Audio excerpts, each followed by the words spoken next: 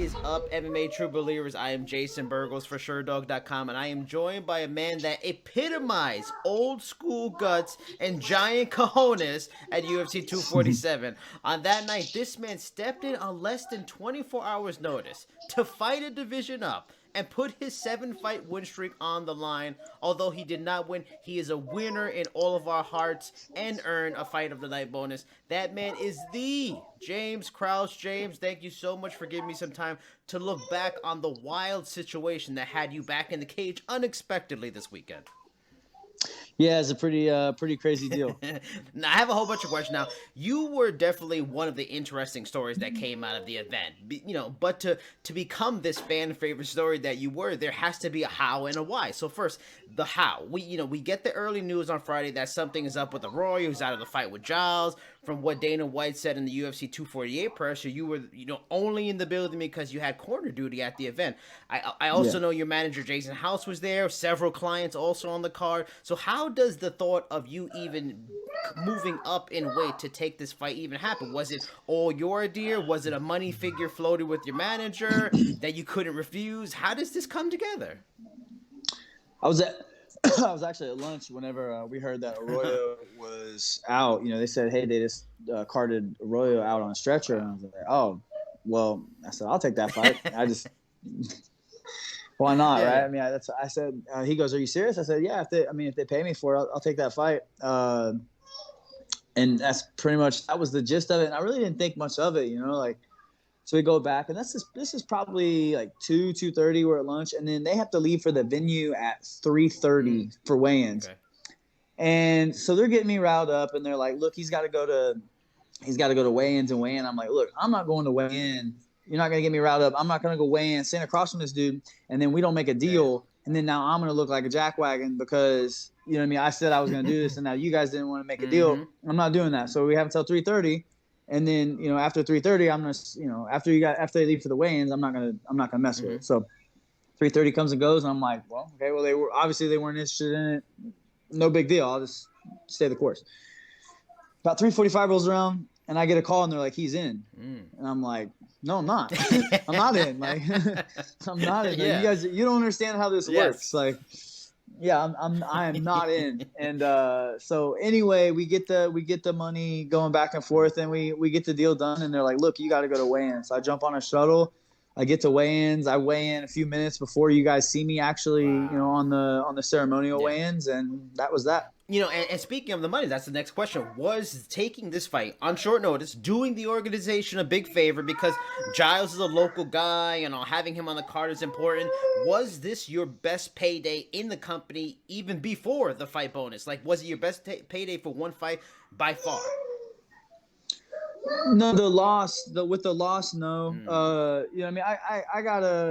I'm very happy with the contract that I got. So, I mean, like, that's I guess first and foremost, but like I said, I'm happy with the contract. I don't know about. I'm trying to think of like my past pays. I don't really remember. I don't think it was the best that I've had, but I'm happy with it, And they definitely raised it considerably. And I've looked at some of the salaries are released on the sites, and they're so far it's not even like they weren't even right. They're not even right on my old salary. So it's a most of them are a joke, man. So yeah, I'm happy with the deal, and I don't look at it as like I've been doing interviews, and I've heard things like I've done them in my favor, and I don't really believe in that because like. If it's one thing that I've learned in the UFC is it's like there's no favors. You know what I mean? Like I've done stuff in the past where I feel like they owed me one and I didn't get a return. You know what I mean? I'm sure they've done stuff in the past where they've done things for me and they didn't feel like it got returned either. So I've learned early on to like, we got to make a win-win deal now. And that's what I really tried to do. And so when you say I did them a favor, I don't think so. They took care of me. They gave me a new contract. They compensated me well. And I filled a void that they had on that spot that night. So was the benefit of taking this fight not necessarily a short-term game, but it was a long-term game where they gave you a new contract, multi-fights, that kind of thing? I mean, really, there was a lot of gain and really no loss. Honestly, it was win-win for me. I got a new contract out of the deal for sure, but I didn't feel like there was any loss at all on it. I couldn't really go wrong with it. I've even on a loss, I pretty much went into that fight like if we had an exciting fight at all, you really can't not give me a bonus, right? Because you know what I mean. Like if I finished or if I won, I was going to get a bonus. If we had a good fight at all, I was going to get a bonus. It's kind of hard to not give somebody that does that a bonus. And then I'm up a weight class. Shoot, from 2 years ago, I'm up 2 weight classes. And I take the fight on less than 24 hours notice, like 18 hours notice. Like I just don't. There's nothing. You know what I mean? Like I'm not even expected to win. So although I do feel like I do feel like I won the fight. I feel like I took first and third. I'm sure that's another question you're gonna have for me here in a minute. But if not, it's fine. But even though I lost, I don't feel like a loser. I've been doing interviews stacked all week, back to back to back to back. And I don't feel like a loser at all. I don't feel like my stocks went down. As a matter of fact, I think it skyrocketed. It really put me in a situation where I just don't think I could have lost anything on it. Well, I will tell you this, Jay. I wasn't gonna ask that, so there you go. I wasn't gonna ask. Perfect. Now, even better because I'm tired of answering it. So now, how much? It seems like you kind of took the fight on a kind of cavalier level. Like I'll fight him. Like, was there ever any thought like I know Trevin Giles, I know how he fights, I like the matchup. Okay, I'll take it. Was that part of it all? Or was like there's a fight, I'll take absolutely, it. Absolutely, yeah. I mean, I knew who he was. Like, there was nothing about the matchup that scared me. Okay. Look, man, I'll fight any. I've been fighting for a long. I have Tony Amateur 65 fights. I fought some of the best guys in the world. I'm not afraid of anybody. You know what I mean? I don't like. I'm not trying to say that to be like cliche or anything. Like, it just doesn't bother me. You know what I mean? Like, it does not bother me to step in there with somebody out of. I fight guys in the gym every day that are out of my weight. Right. You know what I mean? It's not a big deal. And I'll be completely honest with you. Whenever I took that fight, I never in a million years thought I would get the response that I'm getting. Like I didn't even think it was that big of a deal to be truthful.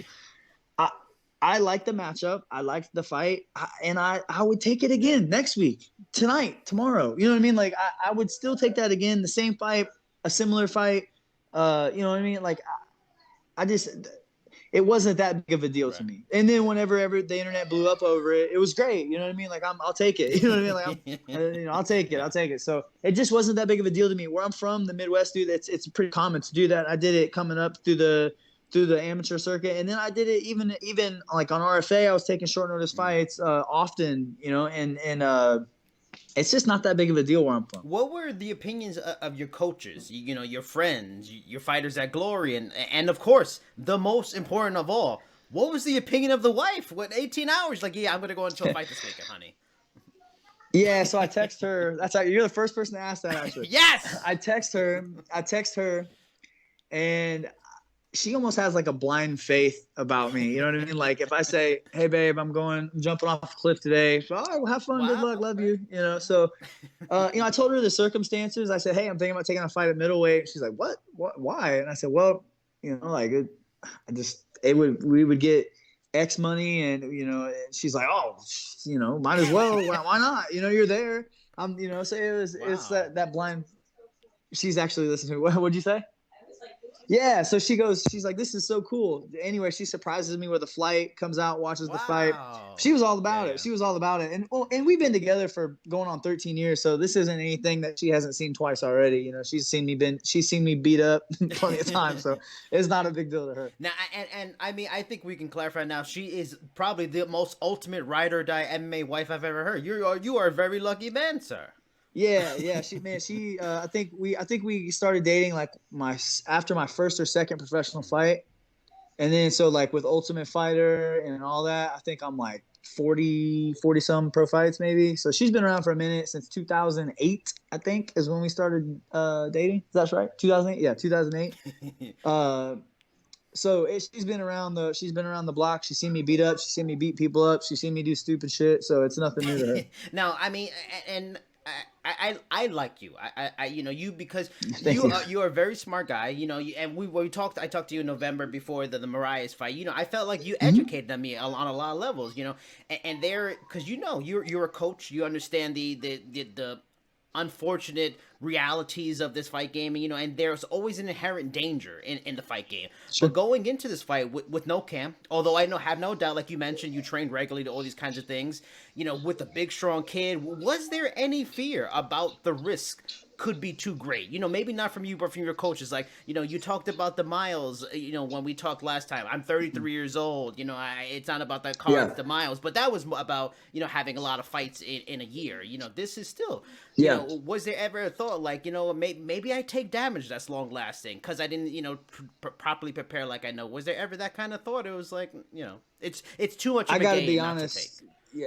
I got to be honest with you. The person you're talking to, the person that had the most reservations out of everybody. Okay. I was the person that was pushing back on it more than anybody. My coach Mark was, and I was in shape. I'm in shape.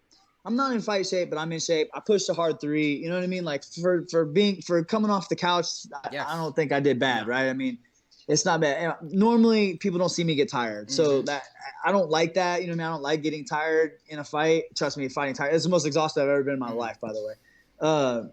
I don't like that. But it is what it is. Taking it 18 hours notice.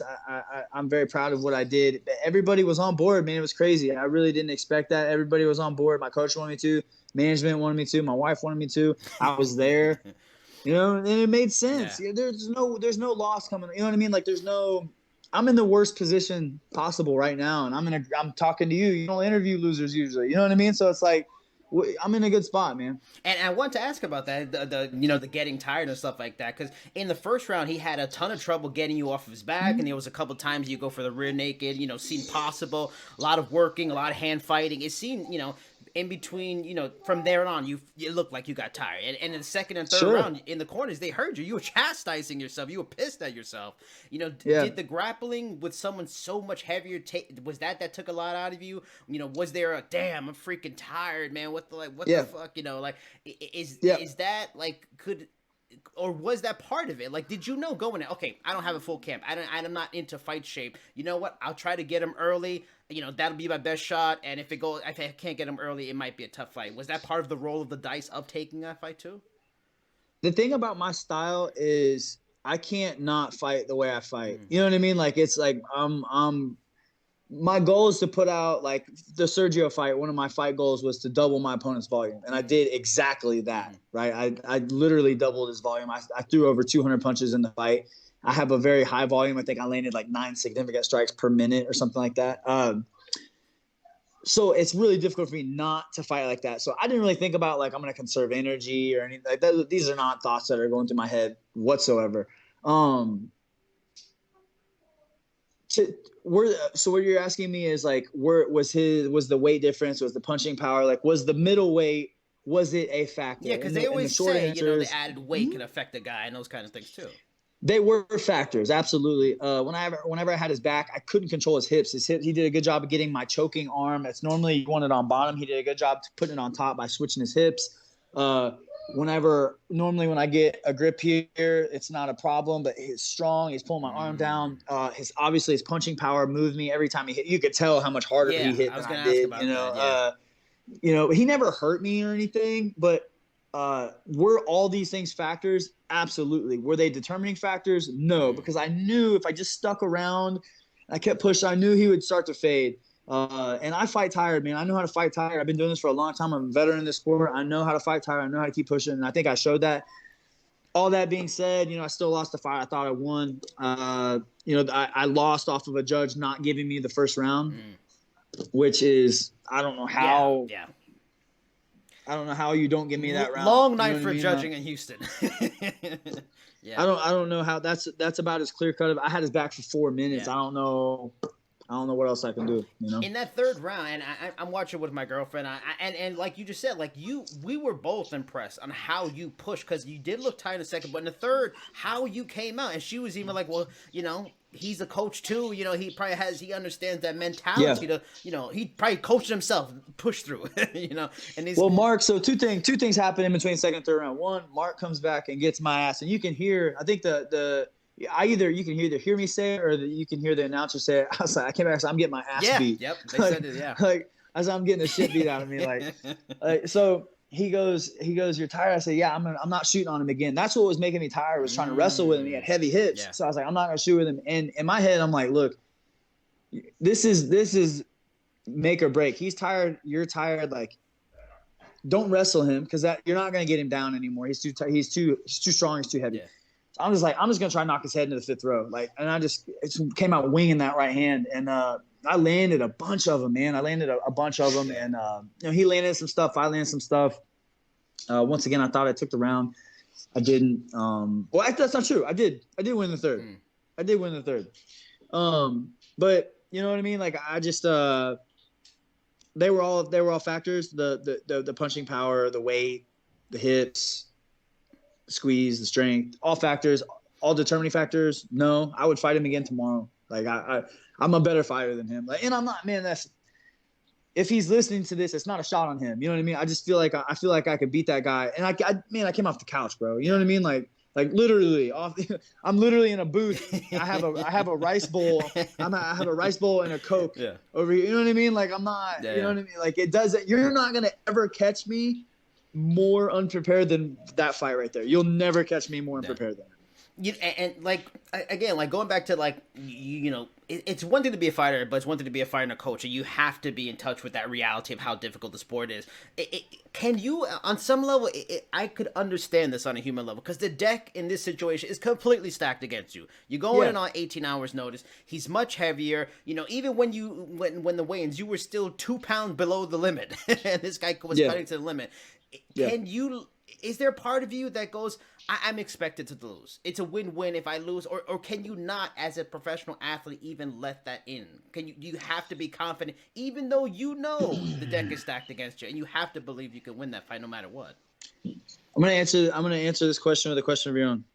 If you're hungry and you're craving a steak dinner, and you go out to, I don't know, Ruth's Chris, one of the best steaks you can whatever imagine, and you look at the menu and you look at the options of chicken.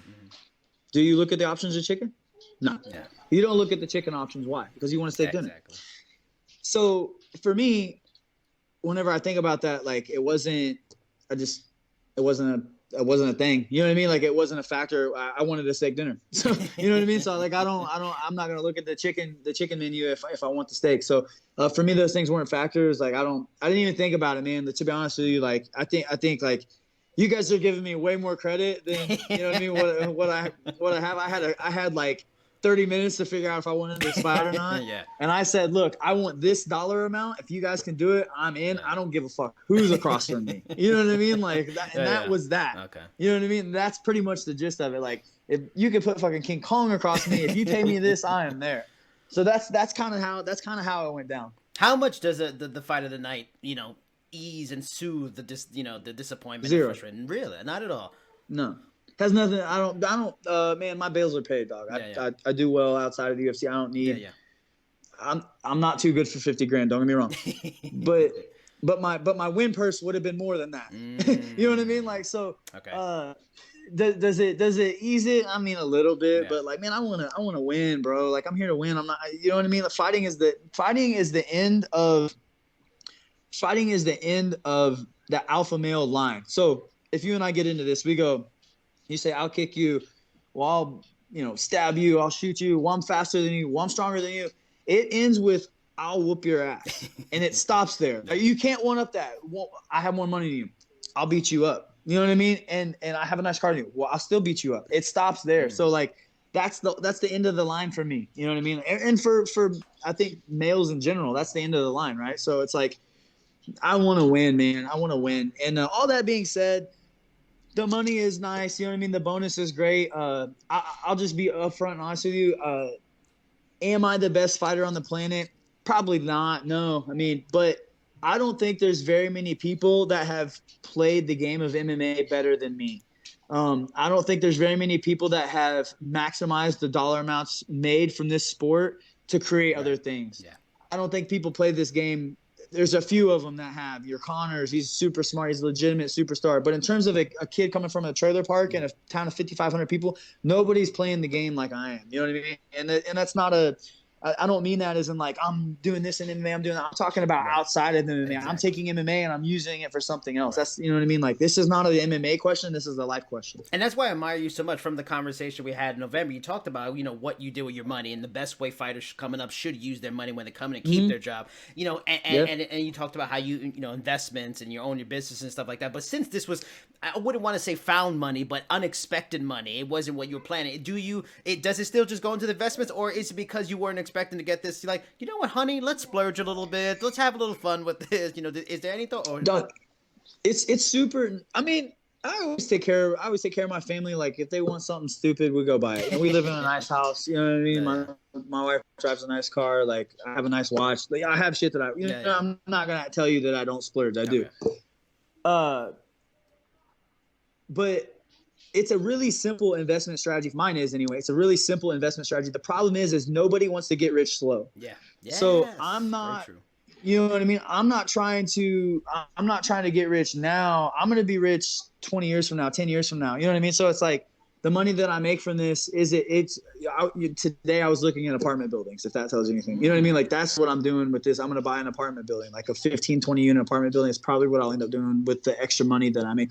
I'm not trying to, I have all the flashy shit that I need right now. I don't need another Rolex. I don't need, you know what I mean? I don't need that shit. Like, I want wealth. I'm not after cash. I'm after wealth that I don't have to work when I'm 50. I can go sit on a beach somewhere and, you know, be a drunken asshole or something. I don't know. You know what I mean? Like, whatever I want to do. Now, I'm sure I'll do whatever I want to do. You know, that's what I want to do. I'm sure you weren't thinking of it at the time, but do you look at the situation and kind of like, do you see feel it should be an example to not only your fighters at Glory, even to fighters in the sport, in that don't pass on paydays because of some strategy to maybe be champion one day. Maximize every opportunity you have in this because it's so finite. I tell my guys this all the time, like, oh, I'm going to be the champion one day. I'm like, cool, man. And I love that. Like, the kids that want to be a champion, I love that.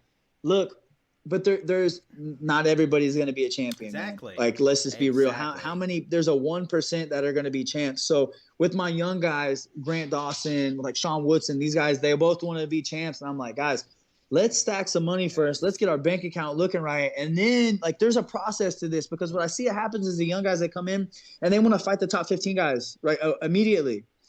And that's cool, but the margin of error in the sport is so small. You know what I mean? There's just, you got to stack some money, invest your money, get your, like, Grant is coming from living on McDonald's. You know, he had like $10 to his name. You know, like, dude, like, put some money in the bank, bro. You know what I mean? Like, let's get, you know, Woodson, you know, he's a mama's boy. I said, get your mom in a nice house. Let's stack some money first, you know, and then we can go be a champion after you've created some financial freedom. Like, it's, man, you're going to get me going on a whole nother podcast because it is saddening. It is saddening to me to watch some of these guys fight for 5-10 years and they have nothing to show for it. Zero.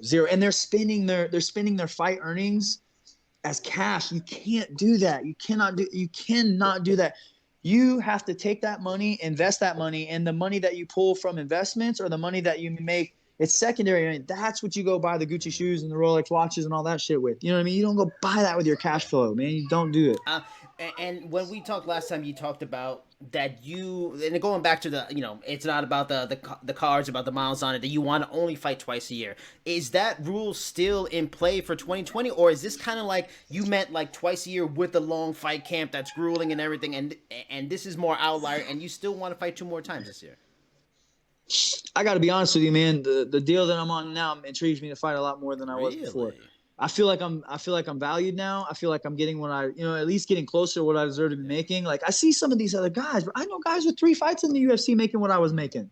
Fuck out of here with that, dude. Like, I'll beat the hell out of those dudes. Yeah. You know what I mean? Like, and it's like, I see that and it's just like, dude, like, what, you know, why would I do that? Why would I support that when I can just go back here and I'll make money somewhere else? You know what I mean? Like, I don't need them to make money. And that's not a shot on them. It's just like, look, man, like 90% of the UFC fighters need the UFC. I'm not one of them. I don't need them. You know what I mean? So I appreciate them, you know what I mean, a ton. And you know, we worked out a great deal. I helped them, they helped me. And but the deal that I'm on now, I feel valued. I feel like I'm getting paid what I'm worth. And man, like this is money. Like every time I fight, I can put like a big step forward on a like a big real estate purchase where I can buy X. I can buy, you know what I mean? Like I'm setting myself up for real wealth in a few years to where it's like, man, this kid can retire when he's 40. I want to circle back to the favor thing since you bring that up because, yeah, I know in your view you don't see it as a favor, but do you? And plus, I just also want to get your opinion on why you feel you aren't valued enough because it doesn't make any sense. You should be ranked right now in a welterweight. You're not ranked. It doesn't make any sense. Do you feel like even though you don't feel it's a favor, now that they seem to have value in you, maybe they did look at it as a favor? Unfortunately, even though you've put your body on the line for so long, and now because you did them a favor, now you're finally valued unfairly.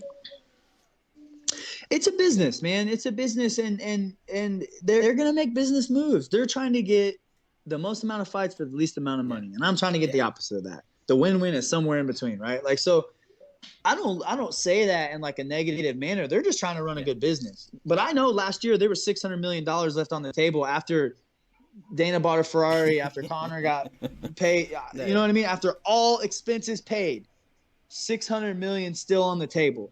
So I knew what I was asking for wasn't that big of a deal. Do I feel like they think they owe me a favor? No. But I do. I think there's a trust involved, right? There's like an emotional bank account, if you will. So like if you know somebody, this is something that I like to operate off on a lot. It's an emotional bank account or a trust bank account. Like if you and I, we schedule 10 lunches and I'm late to 9 of them. On the 10th one, the chances are you're probably just like, dude, I'm not even going to go eat with this clown. He's late. You know what I mean? Like, so it's building trust. So they know if I say something or if I say I'm going to do something or if they need somebody, they trust that I'm the guy to deliver, right? If they need a short notice, exciting fight, call your boy. I'm here. You know what I mean? So there's a trust there. And I trust now that they're going to take care of me fairly. And, and I can understand why they wouldn't before, because I mean, I didn't fight that much. Like, I don't really like need them, you know what I mean? So it's like, why would they promote somebody that doesn't need them? You know what I mean? I get it, man. I really do. And like I said, there's no ill will towards them. We made a great win-win deal.